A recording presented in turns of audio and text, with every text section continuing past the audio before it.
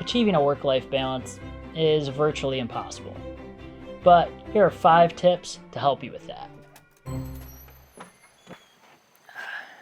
Having a proper work-life balance is super hard, and it can be even more challenging if you work from home.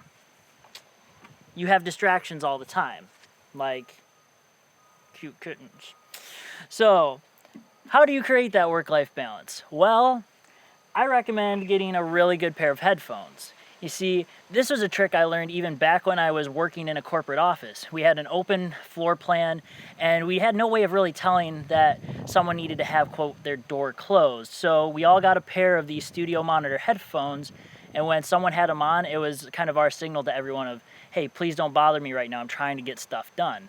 So when I started working from home, it was a great way to kind of signal, hey, I'm trying to get things done, or even cancel out the noise around me. So the great news about this is you don't have to spend a ton of money. This studio monitor pair of headphones by Sony is $80. So you don't have to go spend $200 or $300 on a pair of headphones if you want a really great pair. All right, so tip number 2 is have a shared, so cute, calendar.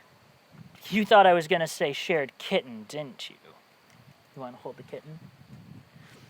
So have a shared calendar. Why is this important? Because after you've worked from home for a while, yeah, people may treat you like you're retired. Not saying that's happened. Okay, I'm saying that's happened. People have treated me like I'm retired. So you have to be able to communicate your schedule. And my wife and I, the schedule that what we came up with that worked for us is we have a shared calendar. Well, why is this so great? Well, earlier this week I had a webinar.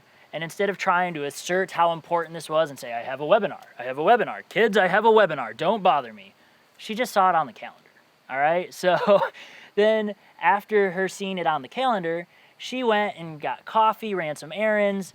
She came during the webinar, I should say. And then when she came back and it was still going on, she had the kids tiptoe into the house and put a movie on for them. So that way it didn't disturb what was happening in the office, which was really nice. I didn't even have to ask. She just knew because that's part of our communication of just having the shared calendar. So I'd encourage you, have a shared calendar with your spouse. It'll really help you with your work-life balance. Tip number 3, have something special for your kids in your office. And what I mean by that is I have a special drawer full of old Power Ranger toys my kids like to play with when they come in to my office. Now for you, maybe it's not old toys, maybe it's not toys at all. Maybe you always do thumb war with your kids in the office, or maybe you read them a book. But regardless, have something special. And I know this doesn't directly relate to productivity, but the point of work-life balance is it's a balance. And sometimes when you work from home, your kids just want to spend time with you. They're going to want to come in and see you. And so roll with it. Have fun with it. They're only kids once, so enjoy being able to have times where they can come in to your office and make memories with them. Now, on that productivity note, tip number 4 is have something to look forward to each day. When you work from home, especially if you own your own business, there are going to be tasks you don't want to do. In my case, I don't enjoy doing administrative tasks. I don't love doing the bookkeeping or things of that nature, and so I really struggle to stay motivated when I have days that I need to do that.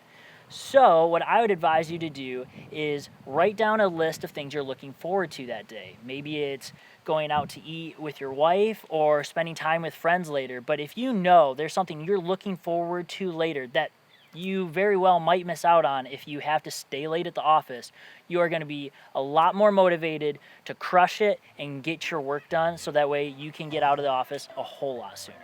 5th and final tip is use time tracking software. You'll be surprised at how productive or unproductive you may be. See, ultimately, I want to be able to spend more time with my kids. And I don't want to spend it trapped in an office because I think I'm getting more done. Some tasks only take me 15 minutes, I think take an hour. So track every task and know where you're spending your time.